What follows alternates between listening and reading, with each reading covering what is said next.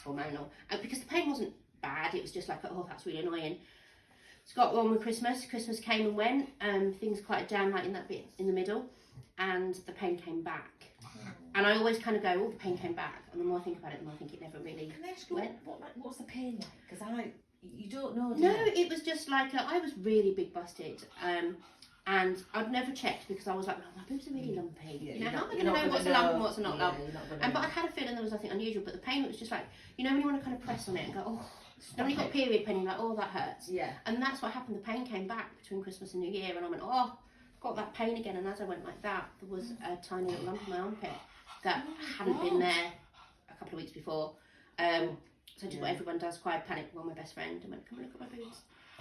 Thankfully, my best friend's was an end-of-life care nurse at the time. So, you know, if you're going to choose someone to come and look, that's the person. Sorry, but my God. So she came round, she had a look, and she went, oh.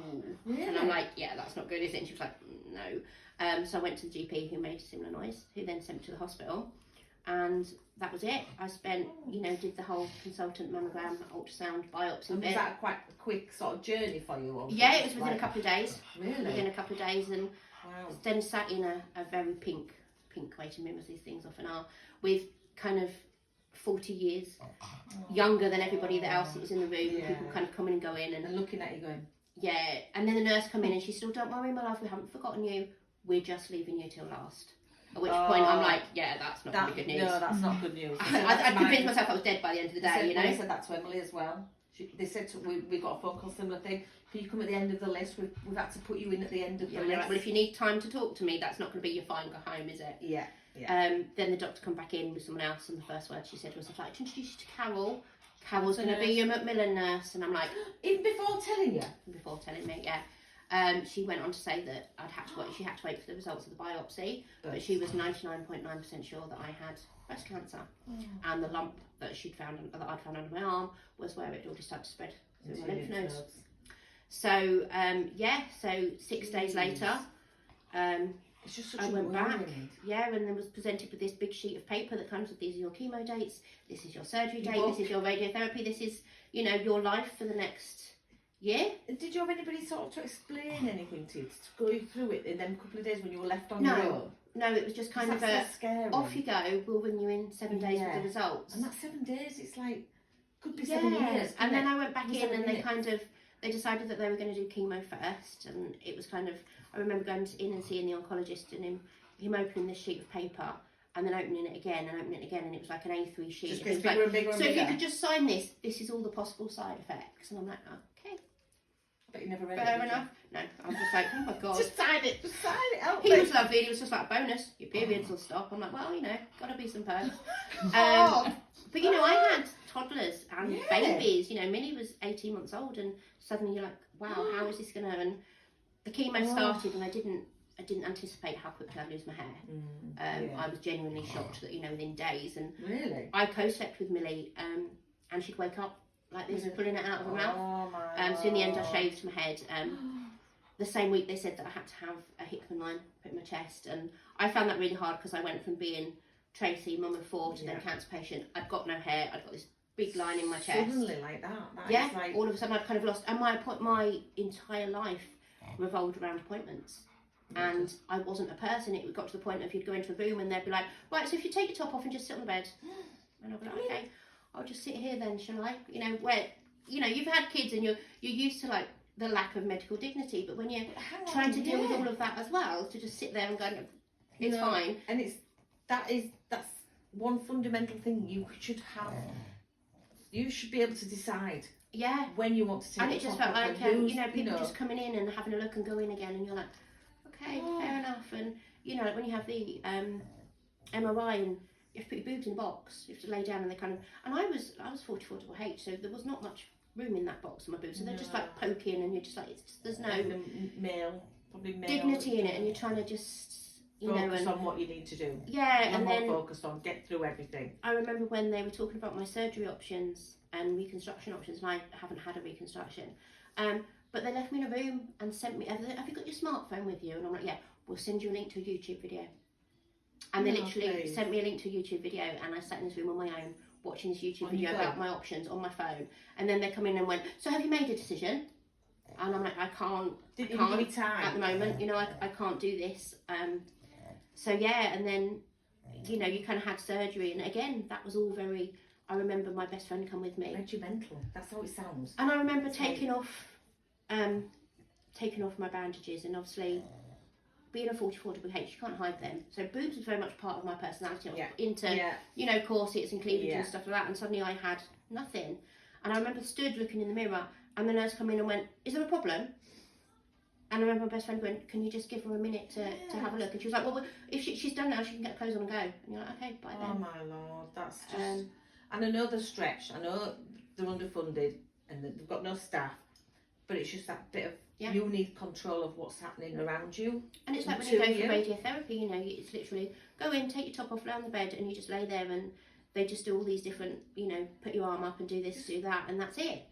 And there was one experience I remember, because I had to go to Leeds, and it was 2 young lads, bizarrely. The only time I had 2 young lads, and he come in, and he was the only one, because they did my chest and then they did under my arm, and he was the only one that come in between it and pulled a bit of blue roll up over my, and you know, just like, just that simple thing. It's just that personal touch. Yeah, and you kind of think, why can't I just, and when, you know, when you've looked at and able clothes, you're kind of like, if I could have just unzipped that, I wouldn't have had to lay there feeling, and then you just lay there, and you know, we'll put music on to put you at ease, and you're like, yeah, your music isn't helping. No, it's that lack of control and lack of dignity, really. And you're just a number. And you want somebody to talk to. You want somebody that understands. That what and you're you know, feeling I was 34 when I was diagnosed. Oh. You know, and all I was lucky to find, you know, Breast Friends York, where there was a mix of age groups, but everything else was all geared at older women. All the literature was geared at older women, and they were geared at telling, you know, even the information about telling your children was about telling your adult children. And I had to tell an 18-month, a 3-year-old, a 6-year-old, and an 8-year-old. No, I don't know. You could. Well, you know, how do you do that? How do you do that? You just don't. I don't know. And I remember Jake coming home and saying to me, the dad decided I was going to tell him. He came home and he said, "Oh, my friend Connor hasn't got a mummy." And I was like, "Oh, right, you know, that's fine." We did the whole 2 mums, 2 dads, grandparents, all that. And he was like, "No, Connor's mummy died." And as soon as he said that, I'm like, I know exactly what. And I was like, "What, did Connor's mummy die, or Jake?" And he was like, "Oh, Connor's mummy had cancer." And you're like, "And how do I now tell you?" Now, how do that? You So do I. You know, did you actually say that day, or did you? I think I'd have left. We had there was a couple of really good books called, one was called Mummy Has a Lump, and it was like a picture book, and there was another one that was like a superhero comic, and it was about how you know, the treatments were superheroes and they were going to fight this cancer villain. But what it didn't cover, what it didn't anticipate, was that my treatment would be successful. And you know, when you spend how long going, you know, this is rubbish because I've got, once we've done this, we'll get to this, and then there was an end point. There was always an end point, and when there isn't an end point, my journey didn't have that. I remember going in and I expected them to say, you know, no evidence of disease, and they were like, "So you've got residual cancer?" And I went, "No, that's not how this works. You know, I've chopped my boobs off. I did the bald thing. I had the chemo, you know, the radiotherapy. I come in here, you tell me it's gone, and 5 years from now we call remission and have a big party." And it just wasn't. And the best they could tell me was it will return at some point. So then you're on defensive constantly. Then it's like every headache and every pain and every ache, and you're like, "Oh my God, what's that?" And then I started getting pains in my chest, breathing troubles, and a pain in my leg. And they were like, "Oh, well, it's probably nothing because you're only 34. You're like, "Yeah, but that when you've got a cancer history, being 34," and they just do that. I mean, I went for a genetics appointment. Like you say, you're a number. And the lady spent the whole appointment going, "Don't worry, you're 34. You know, I'm sure your risk of cancer is really low." And I'm like, "The cancer that I have," and she just was like, "But it's fine. You know, you're only 34." And I'm like, "Yeah, but it's not." Cancer doesn't look at age. No. Cancer is. Emily was 21 when she was diagnosed. And I think that's exactly what they said to Emily. You're too young. That and you know, we think it's just a benign tumour. We'll get it out. It'll be fine. Nah, it didn't work like and then that. I went. They were like, "Well, we'll scan your leg." And typically, you know, the scan here was broken, so I had to go all the way up to Scarborough. So it was another hospital, another place. And I remember kind of being in the scanner, and they stopped the scanner and was like, "We're just going to get a doctor. You just wait there. We're just going to get a doctor to look at this." And you just laid there. No one tells you what's happening. No, they don't. You're just kind of in a gown. Put that music on. So you're kind of like trying to cover yourself up and just feeling a bit awkward. Not the best, are they? They're not the best. And then they're like, we just need to do a bit of a more scan on that leg. Can you just, and then it was like, can you just put this leg there? And you're kind of in awkward positions and feeling a bit like, you know, I kind of don't want to be, especially being bigger as well. Yeah, you know, this is MRI really, tunnels are tiny. Anybody who's been in one knows it's, even when you're not claustrophobic, you are in one of them. Whether you go feet first or head first. Yeah, I worked in one for 10 years. Just stand here and just do that and kind of just face this way and just face that way. And then they go, okay, so your doctor will let you know the results. And you're like, well, clearly I know it's not good because you've just... So can I ask you where do you have the cancer now? So I have a 10 centimetre tumour in my thigh.